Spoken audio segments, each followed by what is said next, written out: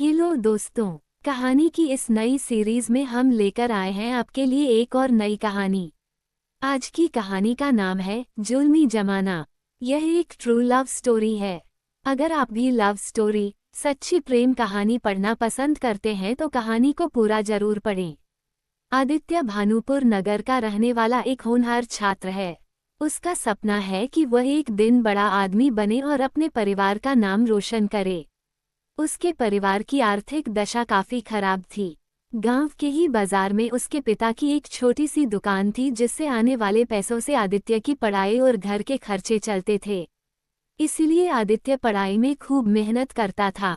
इसी मेहनत और लगन ने उसे एक अच्छा विद्यार्थी बना दिया था। 3 दिन बाद उसका एग्जाम था जिसके लिए उसे झारखंड जाना था।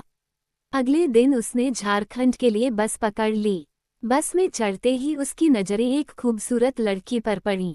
वो लड़की अनन्या थी, जो अपने माँ का यहाँ से छुट्टियाँ मनाकर अपने घर वापस जा रही थी। एक बार दोनों की नजरें मिली। अनन्या ने आदित्य को नजरअंदाज किया और खिड़की के बाहर देखने लगी। आदित्य ने भी उसे ज्यादा तवज्जो नहीं दी और अपनी सीट पर बैठकर यात्रा का आनंद लेने लगा। कुछ घंटों की यात्रा के बाद बस अचानक रुक गई। सभी यात्री घबरा गए और ड्राइवर से पूछने लगे कि क्या हुआ।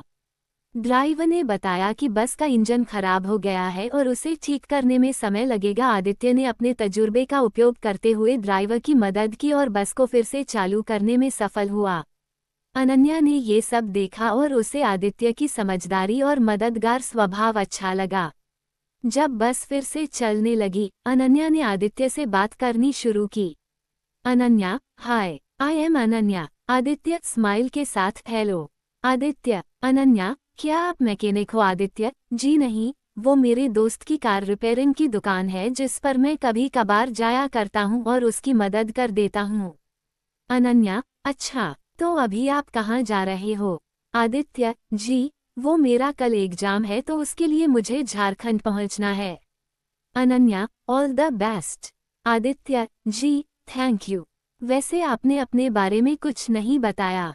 अनन्या, फिलहाल मैं नर्सिंग की तैयारी कर रही हूँ। झारखंड में हमारा कॉलेज है। कॉलेज से 5 दिन की छुट्टी ली है और मामा जी के यहाँ छुट्टियाँ मनाने के लिए आए हैं। अब वापस अपने झारखंड जा रहे हैं। इसी तरह वे दोनों इधर उधर की बातें करने लगे। अनन्या ने आदित्य से उसका फोन मांगा। जब आदित्य ने कारण पूछा तो अनन्या ने बताया कि उसके फोन की बैटरी डेड है और उसे एक कॉल करना है। आदित्य ने उसे अपना फोन दे दिया। अनन्या ने उसमें एक अनजान नंबर डायल किया और रिंग जाने के बाद काट दिया। सफर खत्म होने तक वे अच्छे दोस्त बन चुके थे। सफर खत्म होने के बाद उन्होंने संपर्क में रहने की बात कही और अपनी अपनी जगह के लिए रवाना हो गए। झारखंड में आदित्य का एक दोस्त रहता था। आदित्य उसी के पास रहने के लिए चला गया। अगले दिन उसने एग्जाम दिया और वापस अपने कमरे पर आ गया। आदित्य को कल अपने घर के लिए निकलना था तो उसने अनन्या से इसके बारे में बात करने की सोची। लेकिन जब उसने फोन अपने हाथ में लिया, उसे याद आया कि उसने उसका नंबर ही नहीं लिया। आदित्य को अपनी इस गलती पर काफी अफसोस होता है, लेकिन अब वह कर भी क्या सकता है। हार मानकर वह अगले दिन अपने घर के लिए निकल आता है। 3 महीने बाद एक दिन आदित्य को अनन्या का कॉल आया। अनन्या ने पूछा कि वह कैसा है और उसकी परीक्षा कैसी गई। आदित्य ने बताया कि उसकी परीक्षा अच्छी गई थी और वह अब अपने परिणाम का इंतजार कर रहा है। आदित्य ने भी उसका हाल चाल पूछा और अपनी उसे गलती के लिए भी सॉरी बोला। अनन्या ने भी उसे माफ कर दिया। धीरे धीरे उनकी बातचीत हर रोज होने लगी और वे एक दूसरे के करीब आने लगे। उनके बीच की दोस्ती अब एक गहरे रिश्ते में बदलती जा रही थी।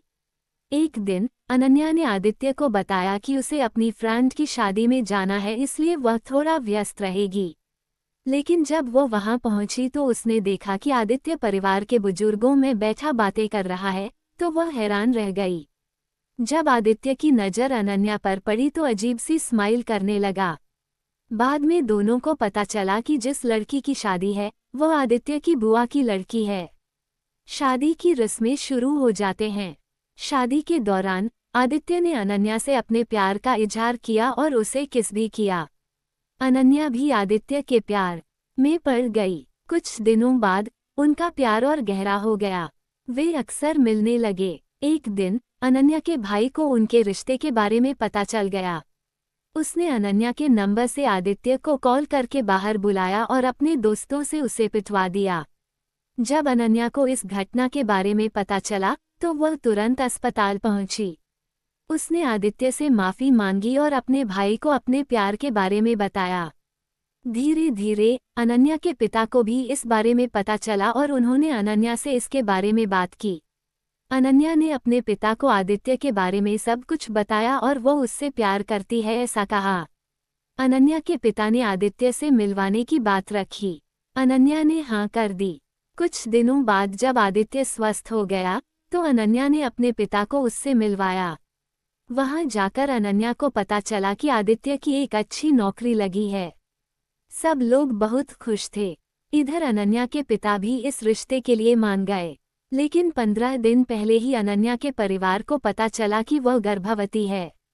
ये बात अनन्या के पिता को ठीक नहीं लगी। उन्होंने अगले महीने ही आदित्य और अनन्या की धूमधाम से शादी कर दी। अनन्या के पिता को अंदर ही अंदर बहुत गुस्सा आया और उसने एक साजिश रची। एक दिन जब आदित्य अनन्या के साथ सुराल आया हुआ था, अनन्या के पिता ने घर का दरवाजा बंद करके अनन्या को जहर दिया और उसे खाने के लिए कहा। पिता के मुंह से यह बात सुनकर अनन्या हैरान रह गई। अनन्या को अब कुछ अनहोनी होने का डर सता रहा था। अनन्या ने अपने पिता को समझने का बहुत प्रयास किया। उसने दवा खाने से भी मना किया और कहा कि वह ये शहर छोड़कर कहीं दूर चली जाएगी। लेकिन उसके पिता ने उसकी एक नहीं सुनी। अनन्या के भाई ने गुस्से से आदित्य को पीटना शुरू कर दिया। बहुत रोने और बिलखने के बाद अनन्या ने जहर खा लिया और आदित्य से इस गलती के लिए माफी भी मांगी। दूसरी तरफ आदित्य अनन्या से जहर न पीने की विनती करता रहा। अनन्या के जहर खाते ही अनन्या के भाई ने आदित्य के सीने में 3 गोलियां दाग दी और दोनों को वहीं पड़ा छोड़कर चले गए।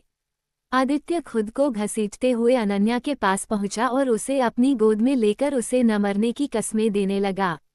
लेकिन कुछ मिनट के बाद ही अनन्या की मौत हो गई। आदित्य भी अपनी अनन्या का सिर लिए मौत की नींद सो गया। इस तरह आदित्य और अनन्या की खुशहाल शादीशुदा जिंदगी शादी के मात्र कुछ ही दिन बाद पूरी तरह बर्बाद हो गई। और उनका ये सच्चा प्यार प्रेमियों के लिए मिसाल बन गया। दोस्तों, ये सच्ची प्रेम कहानी आपको कैसी लगी? नीचे कमेंट में हमें जरूर बताएं। और इसी तरह का मजेदार कहानियाँ सुनने के लिए चैनल को सब्सक्राइब जरूर करें।